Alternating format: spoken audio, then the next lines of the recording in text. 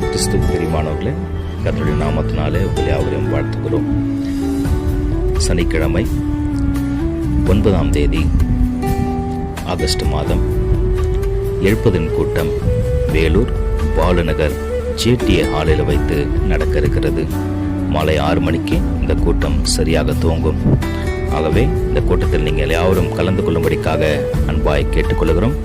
இந்த கூட்டத்தில் தேவ செய்தி அழைத்து வர்ஷிப் செய்ய பாஸ்டர் மோகன் ரூஃபஸ் அவர்கள் சென்னையில் சார்ந்த ஊழியக்காரர். அவர் தேவனுடைய நாமத்தை மையப்படுத்த இருக்கிறார்கள். ஒரு குடும்பமாய் அந்த நாளிலே ஆண்டோடைய செய்தி அழைக்க இருக்கிறாங்க. இது நிச்சயமாகவே ஆசீர்வாதத்தை கொண்டு வரும் என்று விசுவாசிக்கிறேன்.